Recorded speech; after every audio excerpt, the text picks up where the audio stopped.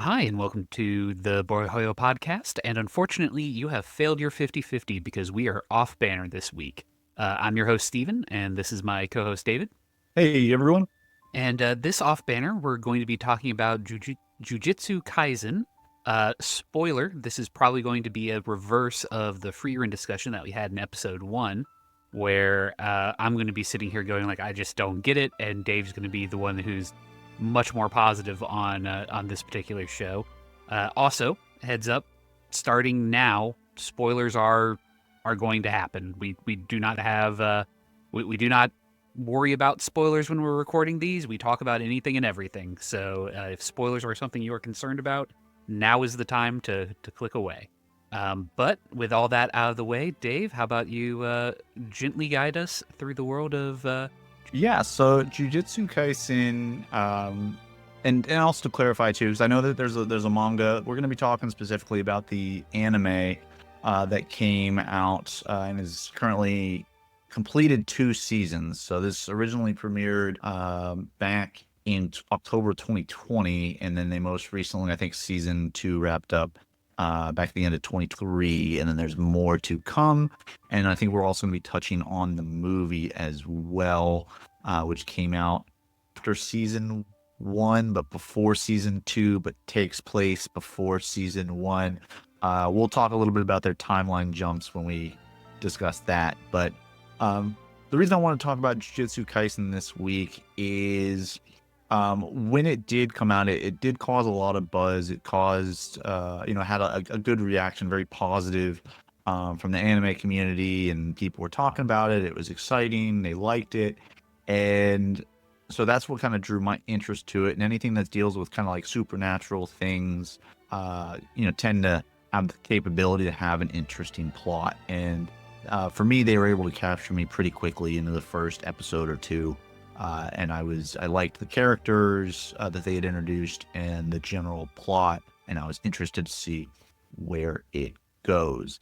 And so for this one, Steve, I wanted to talk to you about it, see, with it being a more popular anime a few years ago. Well, first, were you familiar with the manga at all, or was your first introduction to it the anime? I guess we'll start there. So I did originally read the comic for a little while. Eventually I just kind of dropped it. It didn't keep in the rotation. I can't tell you exactly why it dropped off. I think it was primarily because I got busy with other things and it just didn't make it onto my must read list. Um, so unfortunately it got dropped. But yeah, I was aware of it. So when the show came out, I was already oh, basically the first couple episodes were stuff I'd already seen before or watched before or read before, whatever. So not a lot of new information there until late in the first season. Is about where I dropped off as far as that goes. And yeah, so a little bit of experience with it, but I'm not ahead of the story in any way, shape, or form. Okay. And yeah, for me, it was I went into the show completely blind. I actually I did this. I watched this kind of. So I think I've shared this before, but I've kind of turned my little sister into an anime binge watching monster. Her and her husband have picked up watching anime, and so they will binge watch a series in a weekend type thing. And so I suggested that we watch this together but separate. Um, and so I mentioned this just as a humorous, story with this show. So I their rate of watching was much quicker than mine, and it ended up being, hey, you guys watch this and I'll watch it, and then we'll discuss, what our thoughts are. It turned into they finished it and I was telling them my thoughts on where I had gotten to in the show, because they're monsters, like I said. And I hope they listen to this and hear me say that too. It's all with love, though. But for the show itself, I want to start with the characters, because there are some very popular, very likable characters very quickly on. Did anybody stand out for you, Steve, in terms of characters, whether they be the main group, or whether they be tertiary characters that maybe, had a supporting type role. Um, I mean, without doing a character by character breakdown, I think the two characters that really stand out the most are, I want to say Gojo. It's the sensei Yeah, character. Yeah. yeah, yeah. Um, Old Blue Eyes, Sinatra. Yeah, Gojo is sort of the standout character. We'll circle back to him probably during the plot section. But I think that as a character, he's definitely the most memorable and recognizable of the cast, I would say. The next character that I think worked for me was the idol fan guy. He becomes best friends with the main character, and I am unfortunately blanking on that character's name. Um, Are you referring to one of the fellow students who yeah, fangirls out over one of the idols? I think yeah, it's Takeshi Gucci, sounds right. I Takeshi. think. But based off of what you're describing, I think that's Takeshi. Yeah, Takeshi. We'll go with that. He's treated more like a force of nature in a lot of ways, especially in fights and so forth. And his interactions are goofy and fun, and I think get to the heart of why I think the show works for the people it does. And I don't. What I'm about to say is not meant to be a slam on anyone, but it is very much so aimed at the 13 plus young male audience. That is the target market for this series, and the sort of character and joke and so on and so forth. Like he is the epitome of, oh, we are best friends now. We are now awesome. Look how cool we are. Kind of. He works. He really does. I enjoyed him.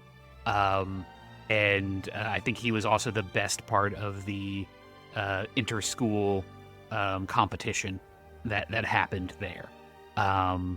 But yeah, those are the two that really stood out. I have other things to say about other characters, but again, I don't want to sour the pot too quickly here. So how about you give us your thoughts, Dave? I'm sensing an impending classic Steve rant at some point here. But yes, for me, as far as characters go, yeah, Satoru Gojo, obviously being one of the most fascinating characters in terms of his role in the plot and kind of his past that we dive into throughout the show, and then especially with the movie, Jujutsu Kaisen Zero, and because he does have that, he is kind of the sensei persona to the main protagonist, Yuji Itadori. But you see kind of his silly side periodically with kind of his humor and his interactions with his quote unquote students. But then you also see, that mature, adult type thing. There were moments in there where he's like, nobody should steal a child's innocence from a child type thing. I remember, that bit happening. And so he puts a lot on himself to protect people in ways so that they'll never even know that they were kind of being threatened type stuff, because he wants to protect that innocence that was kind of stolen from him and a lot of his childhood friends growing up. Because specifically, to kind of go to another character that's intriguing to me, Suguru Geto, which is his role in the plot is, you learn through various plot elements that he and Satoru Gojo, went to school together and kind of were best friends, and almost essentially like they were their only friends, but they were their best friends. And then they had a pretty big philosophical difference on kind of how sorcerers and should have with their relationship with the world and non sorcerers. And that's where the big point of conflict for the movie comes, and you learn a lot about those two. But I really enjoyed the movie. First of all, I thought that the animation quality in the movie was wonderful. I mean, in the show in general, the animation is top. Yeah, the show in general, but even going from the season finale of the first season and then going to the movie, I was like, this is good, but then it's like this was a step up in quality. So I really enjoyed animation quality of it. But to go back to the characters, yeah, learning more about Gato's philosophy and what drives him to, essentially cause chaos type thing, what his end goal is, and then how he came to that determination, that insight that we get is pretty cool. And then now with kind of the story plot, then following Itadori and his growth and his development, since eating the finger in the first episode, right, and becoming possessed. um his growth, his innocence is essentially stolen from him, because then he went from, you're oblivious to this sorcerer world to now you have a very integral, mission or things that you have to do that you now don't really have a choice. You can't say no to type thing. Yeah. But those characters there, and there's plenty of other supporting casts as well, in terms of not only the characters but also just kind of their powers. You have the one of his classmates that talks in, food ingredients, because his sorcery is power of speech. That's, I think, Inumaki is his name. You have the other classmates in there. One of them who can't even sense magical abilities, so she has to wear like special glasses. And it's like, to equate it to like One Piece, it's like you have all these devil fruit users, and then you just have Sanji and Nami and Sniper King, right, going in there and being badass people at Zoro, just with no devil fruits, and they're just badasses. And that's essentially what you learn she is, but you don't realize that at the outset. You're like, oh my gosh, she's this badass, strong character. And then you learn, yeah, she's got no magical inclination at all. It's all the glasses, and then she just has trained super hard to be awesome at combat. I do have a question. Were you ever a Naruto fan? Just out of question. I have never seen an episode of Naruto. I have not seen a single episode ever. Because any Naruto series, Naruto Shippuden, Bakugan, whatever other ones there are. To me, to go down this bunny trail with you really quickly, to me, Naruto was the generation after me. I grew up on Dragon Ball Z, and that was kind of my shonen anime growing up. And then it's kind of that next generation in my mind that got the Naruto as their, Shippuden anime, or their shonen anime. fair. So But why do you ask?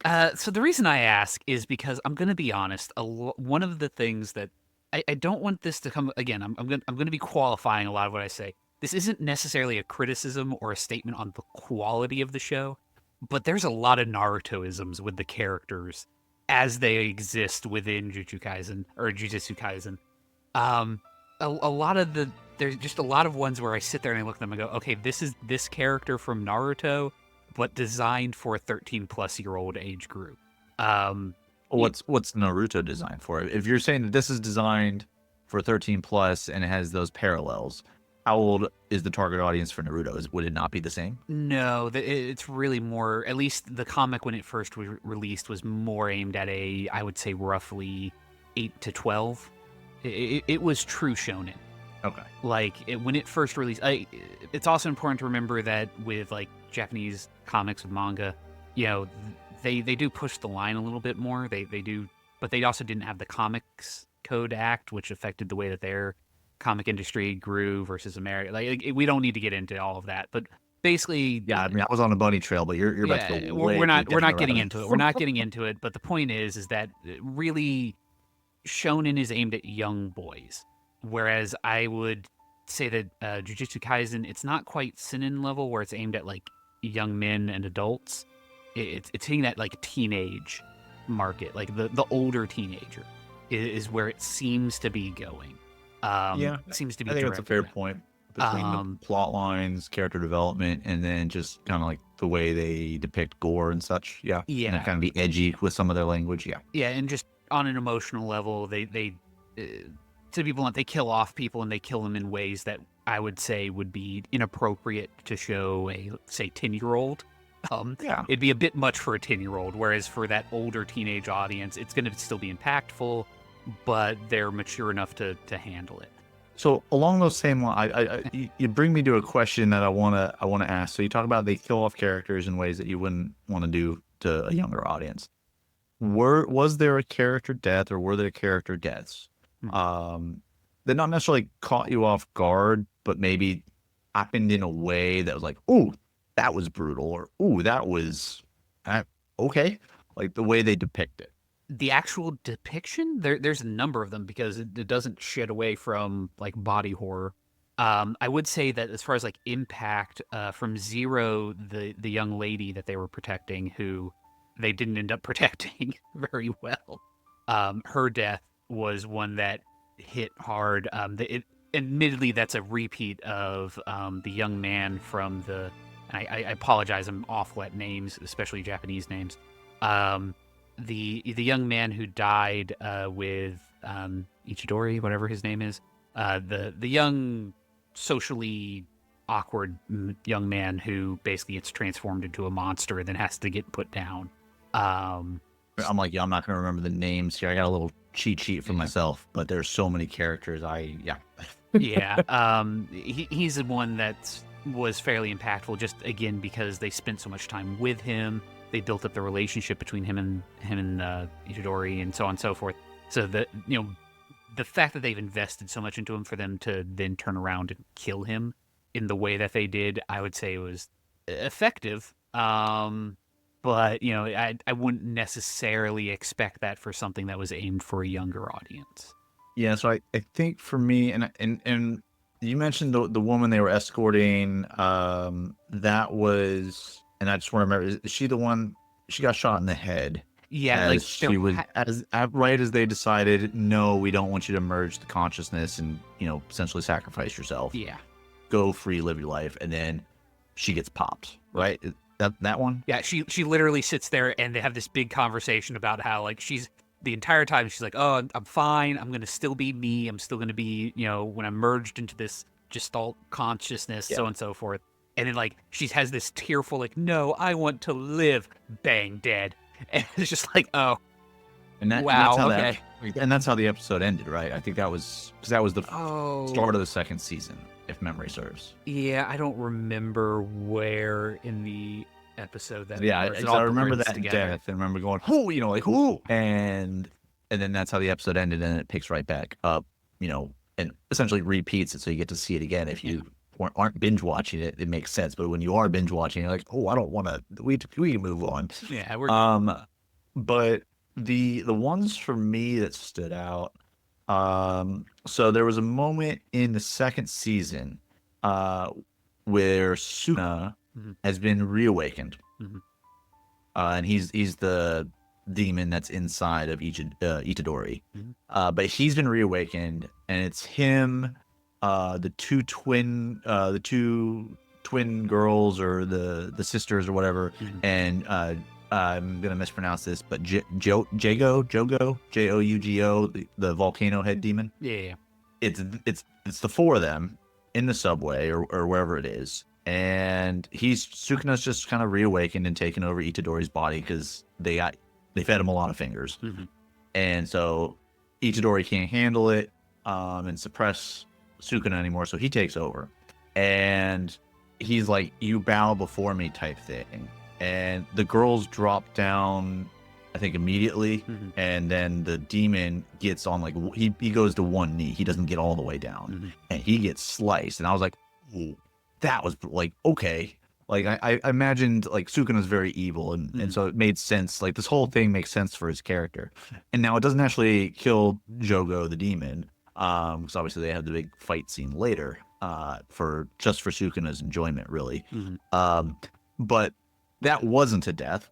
But then what happens a few moments later is the sisters, one of them basically makes a demand of Sukuna, and as soon as she was like, "We'll tell you where where this other finger is if you do this," and as soon as she made that request, I was like, well, "That's not the right play here. Yeah.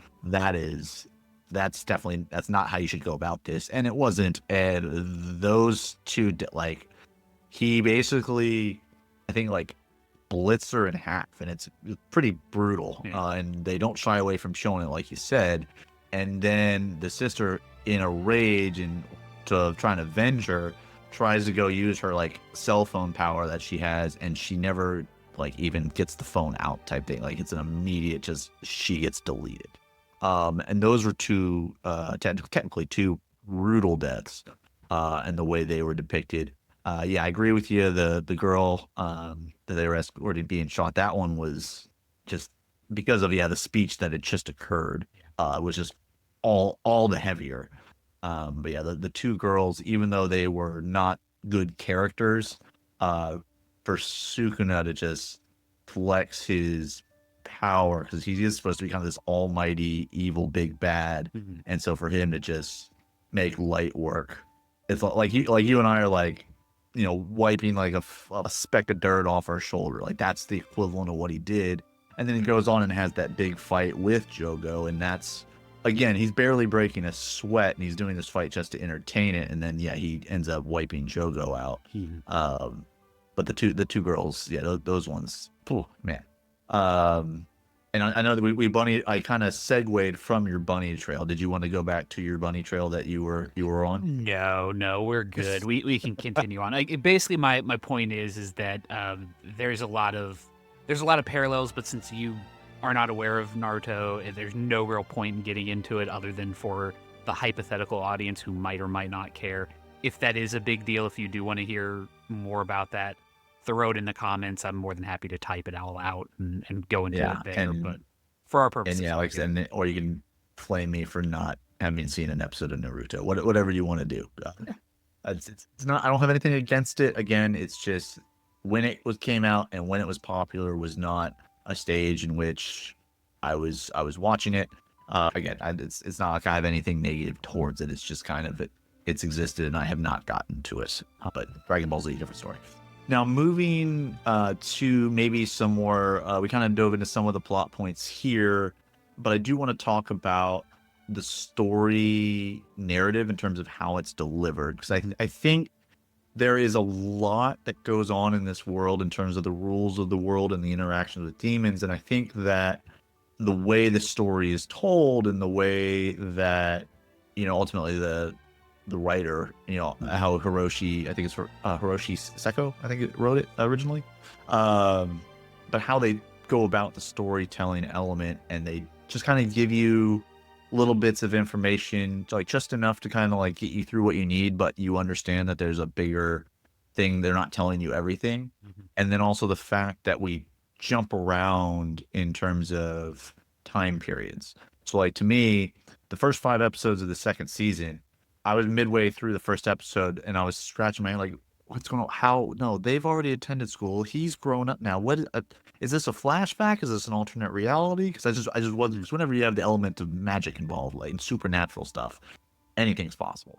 But then you learn, shortly thereafter, or maybe you learned it earlier and I just didn't realize it because I'm a little slower like that, I guess, that it's taking place in the past. But they're giving you that backstory to then ultimately set you up for future things. So I really think that narrative does a good job, and I don't mind the jumping around in time. I would just like maybe it to be a little.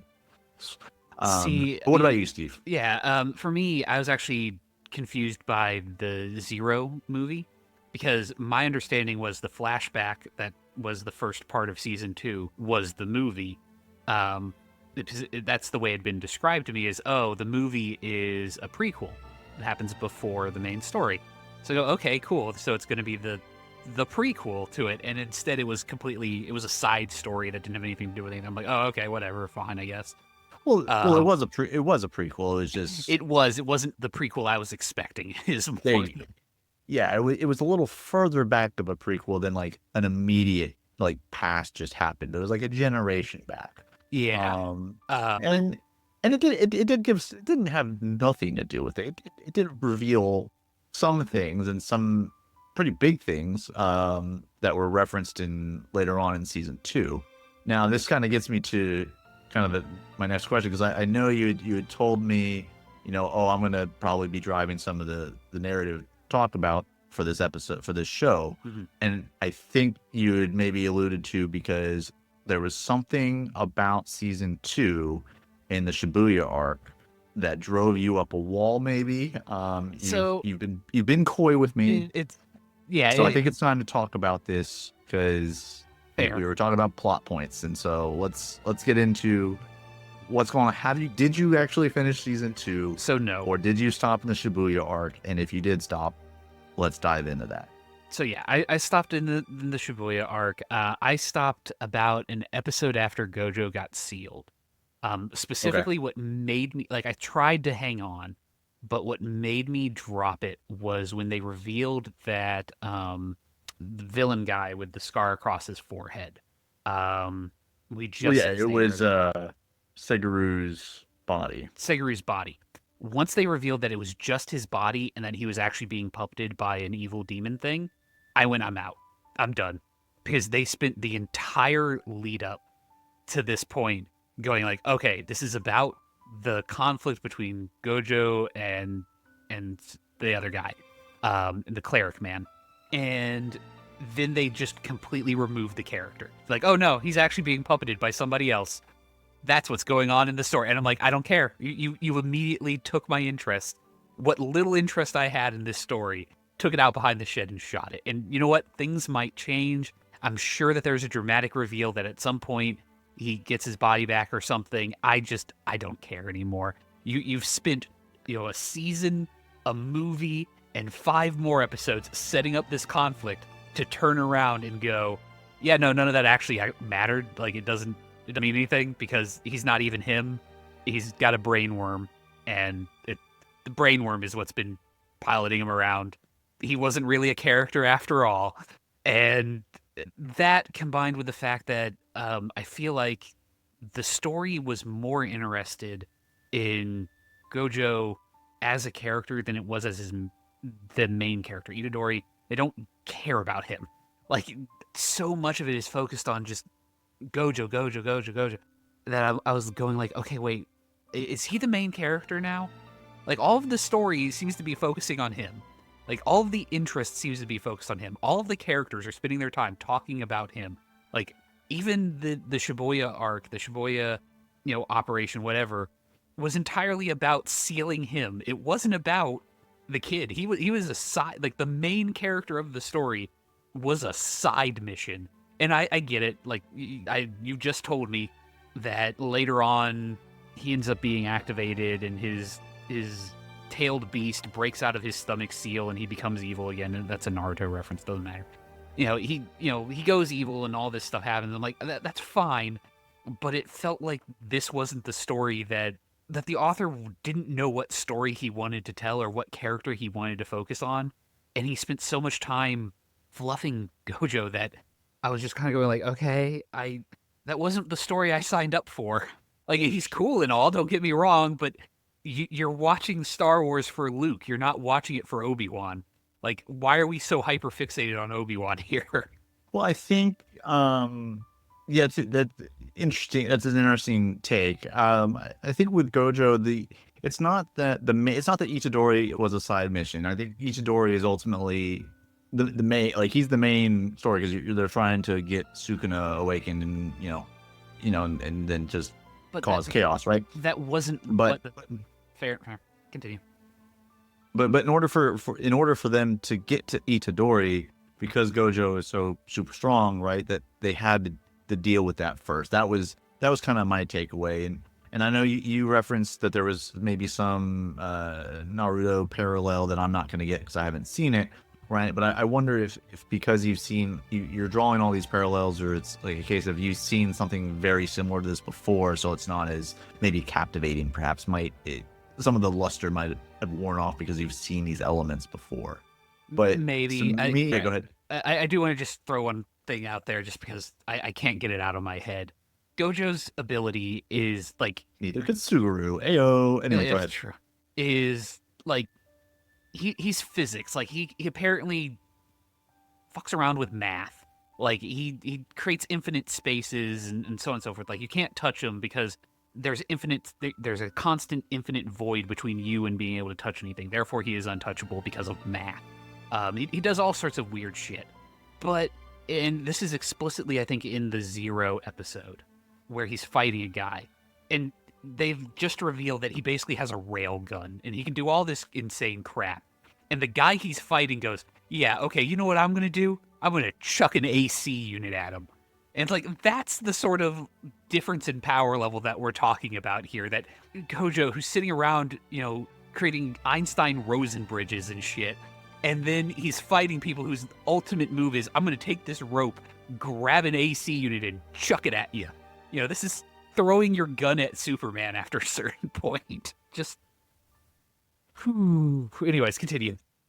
So, so like I said, I think I hear your point to a certain extent. Yeah, in terms of the way they build up the season, and so to me, the first with Sojo being sealed, or with Gojo being sealed, that is they're doing that in order so that they can get to Itadori, and which is the main, so to speak, the main objective.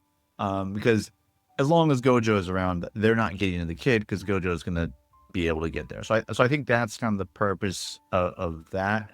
And then we ultimately see that, right? Once Gojo's sealed, Itadori is vulnerable, and then he's given however many fingers it was, and then Sukuna wakes up, and then we go through that whole awesome episode or three, I think, where like Sukuna's awake, big fight, and then the episode where Itadori gets back in control of the body.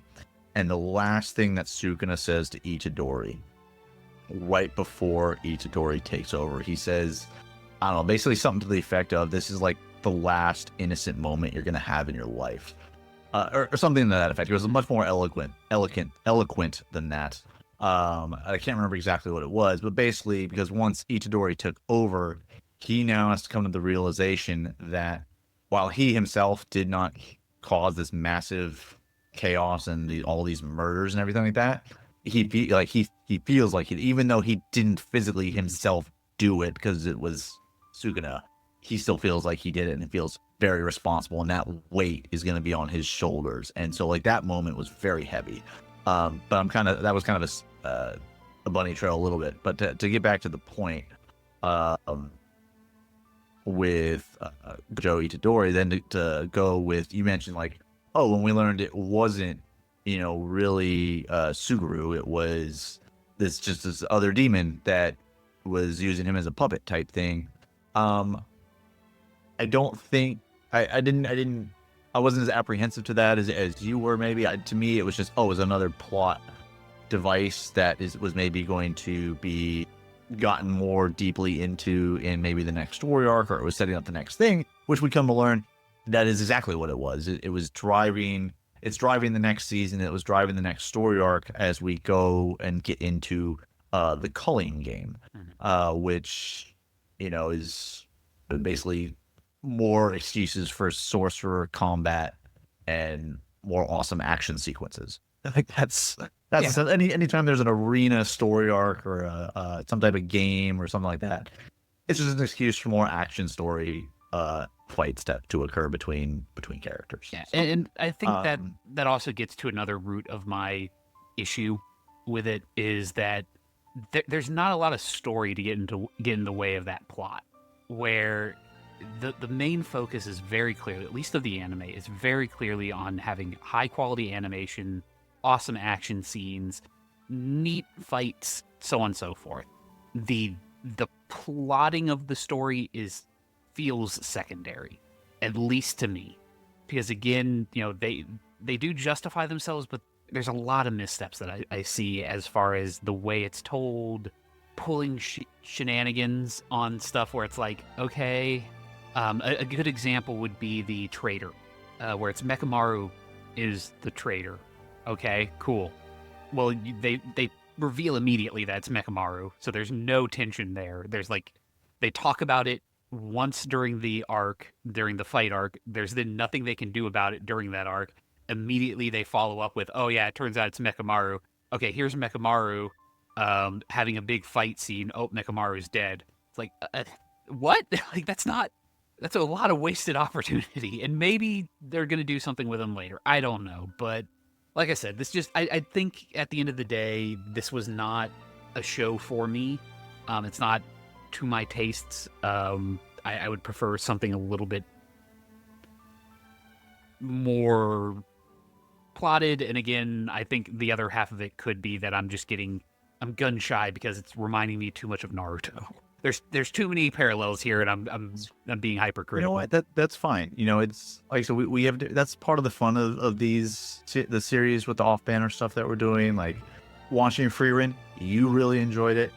I thought it was just okay. You know, and for me, it's like I really enjoyed Jujutsu Kaisen, and you just were like, it's okay, Yeah, right? and again, And I don't hate it. I There's a right, lot yeah, of good no, to no, be no, said no. about it. That's I know I'm coming and off negative. I don't hate Free Reign. Like it's nothing like that. Like to say something is okay or is good, just because you're not, gushing about it and saying it's the greatest thing ever, doesn't mean that you hate something. Like it's just, you can admit, hey, not my style, not my pace of storytelling or whatever it is, not my jam. But you can still appreciate that it is good. It's like me and like the Dark Soul. Sorry, I'm still slowly becoming a man. It's like me in the Dark Soul games, right? It's like I don't enjoy those games. Dying dozens of times to finally beat a boss is not fun or a sense of accomplishment for me. But I can appreciate that they are well done, and that Elden Ring is a very well done game. I just know that it's not for me. It's the same thing with the anime here. You know, you can appreciate that Jujutsu Kaisen is in and of itself a good anime and well done, just not your jam. But speaking of jams, I would be remiss if we didn't get through this discussion without talking about some of the music, some of the songs, opening themes, ending themes, etc. And I have, to me, so there have been, for context, so the 2 seasons we've essentially had 2 opening songs per season, so that's 4 opening songs, and we've had 2 closing songs per season, so again, 4 closing songs, so 8 songs total. And of those 8 songs, to me, there are 3 that are like great, absolute bangers to me, like on my playlist of like I would listen to this on in the car on a normal day.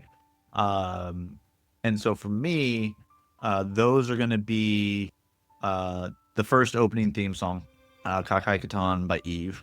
That one's really, that's the opening theme for the first 13 episodes. And then you have the both opening themes for the second season. So there's the opening theme for the first 5 episodes, which is Ono Sumika by Tatsuya Katani. That one's great. And then Specials by King New for episodes 6 through 16, not 17, but then 18 and 19. I believe are the episodes that it was opened for. But yeah, so basically 3 of the 4 opening themes, absolute bangers to me. Closing themes are meant to be a little bit slower jams, so they don't resonate as much with me. But again, still good, just not my jam. Still good. But what about you, Steve? Any memorable opening theme songs for you? See, you paid way more attention to the opening theme songs than I did. I'm not Well, gonna I love lie. music. I'm musically inclined like that. I just, yeah. Yeah, I will admit all of them were solid. I don't know I would put any of them on just to listen to. None of them are in my workout track. Let me put it that way. But none of them offended me on a personal level either. So again, quality. And look, that's fair. Like I said, I'm a big music person, so I always am kind of factoring in opening and closing themes. Like if an anime has a good, when I'm first watching an anime, I'll watch the opening theme in its full, and then same thing with the ending credits. I'll watch them all the way to their conclusion, just to like hear the whole song. And if it's an absolute banger, when the next episode starts, I'm not hitting skip intro. I'm gonna let that baby play. I'm gonna listen to it, and I was doing that with essentially all of the episodes except for the second half of season 1. It's like we do it with Cowboy Bebop because Tank is a absolute classic opening theme song. I think Dragon Ball Z. How do you not get pumped up for some of those opening theme songs? But and others don't care. They're just like, we're gonna skip the intro, whatever, move on. But that's not me. Sorry. You have any other notes that you wanted to cover, or any other things you wanted to talk about that I didn't ask you about? So I'm going to open the floor to you to either get on a soapbox for a rant again or anything else. No, again, I enjoyed what time I did spend with it up until I didn't. And I can see why it's as popular as it is, was, will be, whatever. Um, but you know, True. And you think about too, I guess worth mentioning, right? With it premiering back in what, October of 2020, we think about maybe what was going on in the world at that particular time. Anything that's of good quality that was binge worthy was watched, and so there's probably a large audience because of things going on in that particular timeline of the world, right? well, Um, I think it's that happened at least to the introduction, and yeah. then it being good quality kept the audience, right? Because anybody will give, because you can give something a chance, right? But do people stick around? Are you retaining them as viewers? And so to retain them as viewers, to win and the accolades that it has, I think it was voted at, like for Crunchyroll's like best anime in 2021 or something like that. Mm. So um, I don't know. I feel like it's one it's thing to get the audience, but to keep it is important and speaks to the better elements that it provides. But go ahead. I'll well, give you the final word. yeah. Final word for you. You're good. Basically, my only thought is that it strikes me more as similar to like Dan to Dan, or a lot of Oh, other that's shows a good where one. I'm sorry.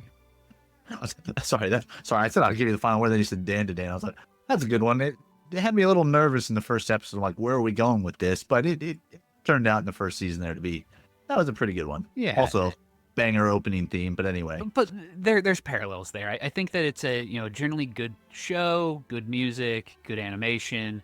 It has enough of a hook that I think it would have been popular regardless, especially in a post um, My Hero Academia world where they're not constantly pushing out like endless seasons. They've moved to a much more realistic pacing of releasing anime where you know One Piece is one of the few anime that was keeping up with the like weekly schedule of we're going to try and keep up with the manga and da da da. Like they've changed models now. So I think there was a lot going for it. And regardless of the year, I think if as long as its quality remained the same, like if it was released as the quality it has been, I think it would do well in whatever season it dropped in. But anyways, I'm good. I don't have much more to add. I'm sure there's probably somebody out there who's going to want to give me the rough side of their tongue.